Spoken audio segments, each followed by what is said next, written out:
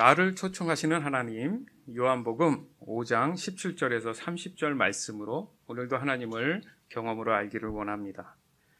만약에요, 하나님이 나의 주변에서 일하고 계신다는 것을 내가 경험하거나 알게 된다면 그것은 바로 하나님께서 나를 하나님으로 내 인생 가운데에 오셔서 나를 조종하심을 통해서 하나님이 하시고자 하는 일에 나를 동참하도록 초청하는 것으로 우리는 깨달아야 될 줄 믿습니다.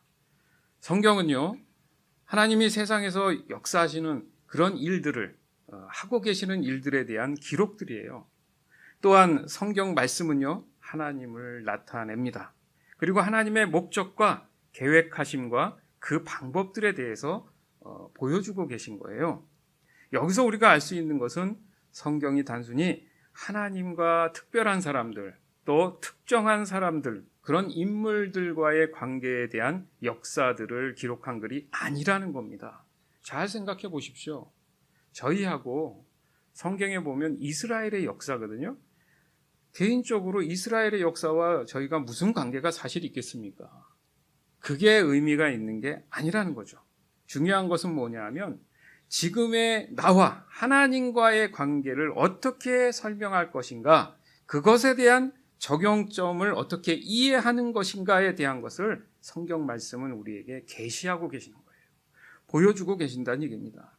즉 성경에 말씀하시는 그 핵심이 뭐냐면 지금도 일하고 계신 그 하나님께서 나와의 관계를 어떻게 말씀하고 계시냐, 이런 내용들이 사실은 적혀져 있다라는 겁니다. 지금 우리가 함께 나누고 있는 지금 하나님을 경험하는 삶의 7가지 실체가 있지 않습니까? 그래서 오늘 시점에서 첫 번째에서 네 번째를 좀 정리할 필요가 있어요. 그 네 번째 정도에 우리가 와 있다고 생각하시면 되는데, 첫 번째가 하나님은 항상 당신의 주위에서 일하고 계신다. 두 번째가 하나님은 당신과의 실제적이고 개인적인 지속적인 사랑의 관계를 추구하고 계신다. 세 번째가 하나님은 당신이 그분의 일에 참여하도록 당신을 초청하신다.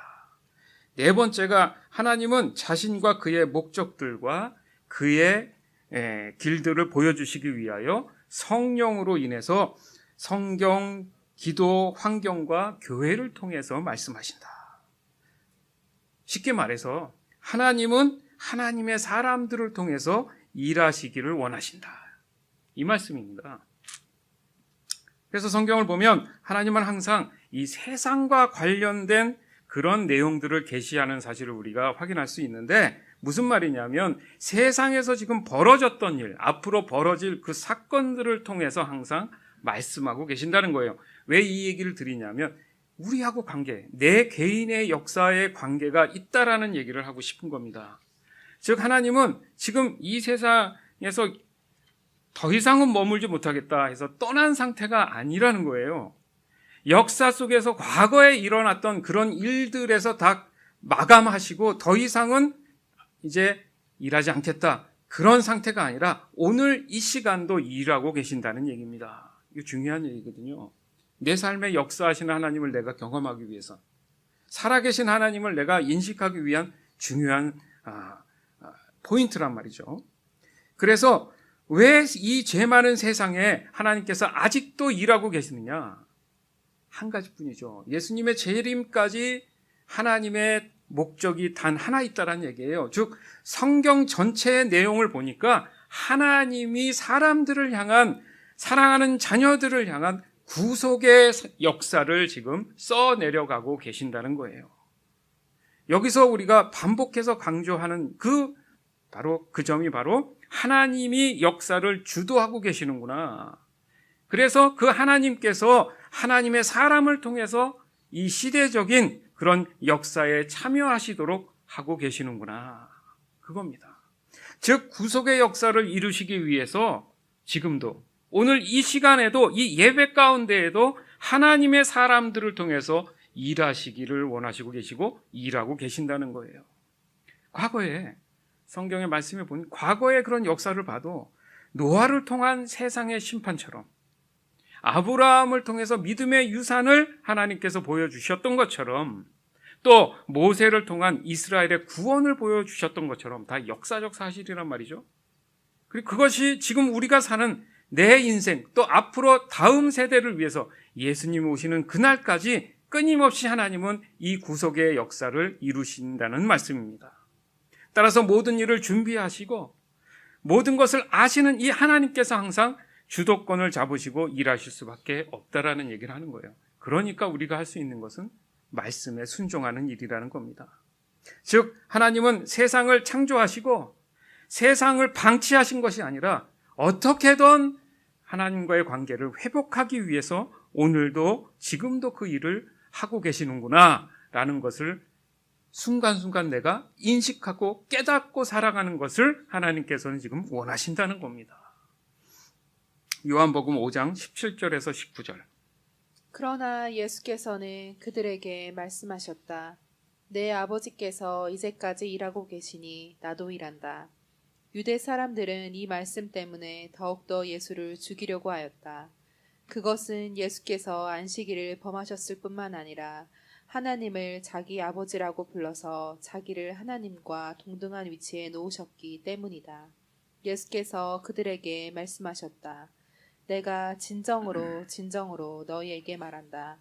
아들은 아버지께서 하시는 것을 보는 대로 따라할 뿐이요 아무것도 마음대로 할 수 없다. 아버지께서 하시는 일은 무엇이든지 아들도 그대로 한다. 아멘. 중요한 말씀이에요. 따라서 하나님의 계시는 나에 대한 초청이구나. 하나님이 하시는 계시는 나를 하나님의 일에 동참하도록 부르시는 거구나. 그래서 우리가 부르심에 대한 얘기를 하고 사명에 대한 얘기를 하고 뭐 이런 얘기를 하지 않습니까?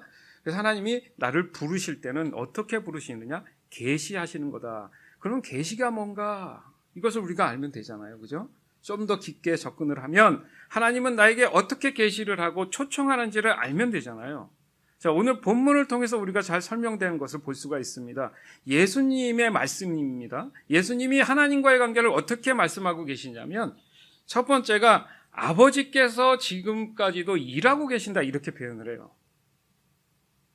그러니까 사람들 생각에는 뭔가 하나님의 역사는 멈춰 있다고 착각할 수 있는데 그게 아니라 오늘 이 시간도 일하고 계신다고 표현을 하면서 그러기 때문에 나도 일한다 이렇게 표현을 하신단 말이죠. 그래서 왜 그러냐 하면 예수님이 말씀하시는 거예요. 나는 아무것도 스스로 할 수 없기 때문에 그렇다 이거예요. 그래서 나는 아버지가 하시는 일을 늘 주시해서 볼 수밖에 없다. 맞잖아요. 하나님이 뭘 하시는지, 아버지 하나님이 뭘 하시는지 내가 봐야지 내가 어떤 일을 할 수 있는지 안다는 거죠. 나는 아버지께서 이미 행하고 계신 일들을 보고 그 다음에 행한다 이거예요. 내 스스로 하나님을 앞서 나가서 어떤 것도 하지 않는다는 얘기죠.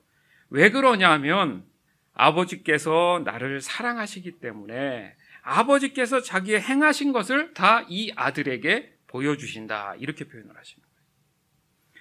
그러니까 아버지 되시는 하나님과의 친밀한 관계 안에 계신 예수님은 당연히 아버지 하나님의 말씀에 순종하고 계신다라는 얘기입니다. 이것이 우리의 신앙과 정확히 접목되고 적용돼야 된다는 점이에요. 이것이 바로 하나님이 주시는 계시가 된다는 거죠. 계시, 보여주신다. 계시. 그 계시에 따라서 내가 무엇을 해야 할지 알고 그대로 믿음으로 행한다 이 말씀입니다. 요한복음 5장 20절에서 23절. 아버지께서는 아들을 사랑하셔서 하시는 일을 모두 아들에게 보여주시기 때문이다. 또한 이보다 더 큰 일들을 아들에게 보여주셔서 너희를 놀라게 하실 것이다. 아버지께서 죽은 사람들을 일으켜 살리시니 아들도 자기가 원하는 사람들을 살린다. 아버지께서는 아무도 심판하지 않으시고 심판하는 일을 모두 아들에게 맡기셨다. 그것은 모든 사람이 아버지를 공경하듯이 아들도 공경하게 하려는 것이다. 아들을 공경하지 않는 사람은 아들을 보내신 아버지도 공경하지 않는다. 아멘. 여기서 말씀하시잖아요. 그죠? 네. 하나님 아버지께서 죽은 사람을 일으키시기 때문에 그렇기 때문에 아들인 예수님도 본인이 원하는 사람을 살리실 수 있다. 그런 일이 있었습니까? 없었습니까? 성경에 몇 사람이 있잖아요. 그러니까 즉 뭐냐면 예수님 임의대로 살린 것이 아니라 하나님이 허락하신 만큼 그렇게 예수님도 하신다는 말씀이에요. 여기 마지막 23절에도 보면 모든 사람이 아버지를 공경하듯이 아들도 예수님도 하나님을 공경하려고 하시는 거다. 맞죠? 아버지를 인정하는 겁니다. 아버지 그게 아닌데요가 아니라 아버지의 뜻이 있으면 순종한다는 거죠. 공경은 그거예요. 그래서 아들을 공경하지 않는 사람은 아들을 보내신 아버지도 공경하지 않게 된다. 중요한 핵심입니다. 예수님의 이 계시의 말씀을 믿지 않는 사람은 하나님도 믿을 수 없다 이겁니다. 여기서 우리가 생각할 수 있는 중요한 것은 하나님을 개인적으로 경험하려면 그러면 어떻게 할까? 하나님이 우리가 살고 있는 이 세상을 태초전부터 만드신 그 일들을 계획하시고 일하고 계셨고 지금 이 순간에도 일하고 계신다는 것을 우리가 반드시 인식해야 된다는 점이에요. 살아계신 하나님. 눈에 안 보이기 때문에 참 믿어지지 않는데 하나님은 살아계시다는 이 사실을 어떻게 하면 내가 깨달을 수 있을까? 바울의 기도처럼 지혜와 계시의 영을 받아야 된다는 얘기입니다. 예수님의 생애를 좀 더 보면 더 우리가 깨달을 수가 있어요. 예수님을 보세요. 예수님의 뜻을 따라서 예수님이 이 땅에 오신 게 아니라는 거예요. 내가 이제 가봐야지. 내가 할 일이 있어. 이렇게 오신 적이 없다는 거예요. 오직 아버지 하나님의 뜻을 이루시고자 왔다는 거예요. 그것이 우리가 창조된 목적과 동일하다는 얘기입니다. 우리가 왜 창조됐습니까? 이렇게 질문하면 어떻게 얘기해요? 믿는 사람들은 하나님의 영광을 위해서요 이렇게 말하지 않습니까? 그러니까 하나님을 위해서 하나님의 뜻을 위해서 우리가 이 땅 가운데에 창조됐다는 말씀이잖아요. 즉 예수님은 아버지 하나님의 뜻을 알기 위해서 아버지 하나님께서 예수님 주변에서 일하시는 것을 늘 주시해서 보신다. 이게 우리에게 어떻게 적용이 되느냐 하면 우리가 하고 있는 말씀을 묵상하고 이렇게 예배하고 기도하는 거. 그 시간들 안에 하나님께서 내게 보여주시는 말씀이 있다라는 거죠. 그냥 지나가다가 깨닫게 되는 것도 있겠지만 가장 중요한 것은 예수님이 하신 것은 무엇이냐면 말씀 보고 기도하는 또 예배하는 그 모습 속에서 하나님의 임재가 있었고 그 임재를 통해서 메시지를 받으시고 그것이 하나님의 일하심을 확신하고 본인이 그 일들을 순종하면서 하셨다는 말씀이에요. 그러니까 사람들 입장에서는 육신의 눈으로는 예수님이 하신 것처럼 보이죠. 그러나 가장 중요한 것은 뭐냐면 예수님 안에 하나님의 주도권으로 그 일들을 계시해 주셨을 때 예수님께서 순종했다라는 것이 중요한 겁니다. 그 결과 예수님은 아버지 하나님이 무엇을 하고 계신지를 알게 되잖아요. 그러다 보니까 자신의 인생을 아버지 하나님의 일에 동참시키는 일을 하신 거예요. 우리의 신앙도 마찬가지인 겁니다. 하나님을 깨닫고 알기 시작하면 하나님의 일에 내가 동참하기 시작하는 거예요. 그것이 우리의 삶에서 그러면 인생을 살아가는데 일반적인 일상과 구별될 수 있는가? 아니죠. 같이 어우러져 살지만 그 안에서 구별된 삶을 살아가게 된다는 얘기예요. 궁극적으로 무엇을 얘기하고 싶으냐면 그 안에서 복음을 증거하는 사람으로 살아가게 되더라는 겁니다. 좀 더 정리해서 다시 말하면 하나님이 나의 주변에서 일하고 계신다는 것을 깨닫는 데 있어서 중요한 두 가지 정도의 요소가 있다는 것입니다. 바로 첫 번째가 하나님과의 친밀한 사랑의 관계 속에서 살아가야 되는구나. 즉 하나님이 주도권을 잡으시면 나의 영적인 눈이 열린단 말이죠. 그래서 하나님이 무엇을 하고 계신지가 보여진다는 거예요. 그러면 당연히 내가 자연스럽게 어떻게 무엇을 해야 될지를 내가 알게 된다는 겁니다. 이것이 중요한 거예요. 사랑하는 여러분, 하나님이 하나님의 일을 하시고자 우리에게 계시했을 때는 나로 하여금 하나님께 동참하기를 원하시는 초청인 것을 여러분들이 깨달으시길 주님의 이름으로 축원합니다. 내가 어떻게 반응할 것인가? 그것은 늘 내가 말씀을 봐야 되는 거예요. 기도해야 되는 거예요. 기도 외에는 다른 이유가 없다. 기도하지 않으면 계시를 받을 수가 없어요, 여러분. 하나님이 안 주시는 게 아닙니다. 여러분은 돌아보세요. 여러분의 삶을, 내가 하나님과의 기도하는 시간을 얼마나 갖고 있는지 돌아보면 답이 딱 나와요. 내가 얼마나 하나님의 말씀을 보고 있는지 그 답이 나옵니다. 모든 계시는 하나님의 말씀 안에 있거든요. 그러다면 성령께서 역사하셔서 내게 지혜를 주시는 거예요. 그게 바로 지혜와 계시의 영입니다. 그런 것도 하나님과의 관계에서 하지 않는데 어떻게 하나님과의 친밀한 사랑의 관계로 우리가 들어갈 수 있겠습니까?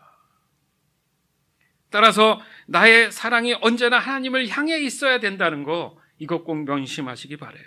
이 사랑이 결국 언제나 하나님과의 친밀한 사랑의 관계 안에 있는 거구나. 더더욱 그러기 위해서는 우리가 첫 번째 해야 될 일이 뭡니까? 예수님도 말씀하신 것처럼 바로 지금 나의 죄된 모든 것들을 구원 얻기 위함을 생각해 봤을 때 내가 영생함으로 가야 되잖아요. 그러기 위해서 필요한 게 뭡니까? 반드시 구주 되시는 주 예수 그리스도를 우리가 믿음으로 받아들여야 되는 그 상태로 유지가 돼 있어야 된다는 얘기예요. 그런 상태가 아니면 하나님과의 관계가 회복되지 않습니다. 내 스스로는 하나님께 직접 갈 수 있는 방법이 없다고 말씀하세요. 계시요? 받을 수가 없습니다. 하나님을 전혀 알 수가 없어요. 영원히 그것은 존재하지 않습니다. 먼저 어떻게 해야 된다고요? 하나님과의 관계가 먼저 회복이 돼야 되기 위해서는 예수님과의 관계가 먼저 회복돼야 된다는 겁니다. 예수 믿고 구원받으세요. 그래서 그게 중요한 거예요. 복음이 그래서 중요한 겁니다. 왜요? 하나님께로 가야 되니까, 하나님으로부터 계시를 받아야 되니까. 내가 구원받은 사람인지 확실하다면 하나님과의 관계의 회복이 시작되는 겁니다. 그렇게 되면 하나님의 계시를 받는 그런 사람이 되는데, 그 계시를 받는다는 자체가 바로 하나님의 자녀라는 증거가 된다는 겁니다. 따라서 오늘 본문에 예수님이 말씀하시는 모든 내용이 사실은 우리에게는 계시인 거예요. 계시.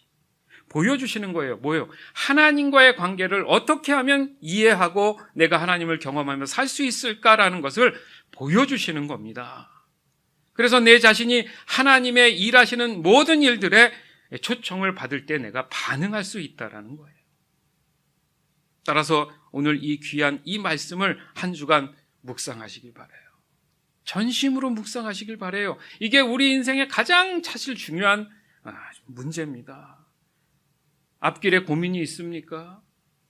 내 삶에 어떤 문제들이 있습니까? 하나님 앞에서는 그게 문제가 문제되지 않잖아요. 근데 왜 나는 고민하고 있을까? 오늘 말씀을 한번 묵상하고 정리를 해보세요. 내가 말씀 가운데 있었는가? 기도의 삶을 살았는가? 온전히 하나님을 신뢰하고 의지했는가? 내가 구원받은 자로서 예수님을 인정하고 있는가? 묵상하면 이런 질문들이 떠오를 겁니다. 이것이 바로 하나님 은혜예요. 이게 조금씩 해결되고 정리만 된다면 하나님이 계시하시잖아요. 어떻게 하면 된다. 이 길을 가거라. 예, 알겠습니다. 그랬을 때 하나님께서 형통의 은혜를 주신다. 복된 삶을 주신다. 우린 너무 잘 알고 있습니다. 그러나 신앙이 이렇게 정리가 안 되면 늘 들쑥날쑥할 수 있다는 거예요. 따라서 오늘 말씀을 반드시 묵상하시기 바랍니다. 그래서 믿음 가운데에 그 말씀이 살아있고 기도가 살아있고 예배가 살아있는 여러분의 삶이 되기를 간절히 주님의 이름으로 축원합니다. 요한복음 5장 24절에서 30절. 내가 진정으로 너희에게 말한다. 내 말을 듣고 또 나를 보내신 분을 믿는 사람은 영원한 생명을 가지고 있고 심판을 받지 않는다. 그는 죽음에서 생명으로 옮겨갔다.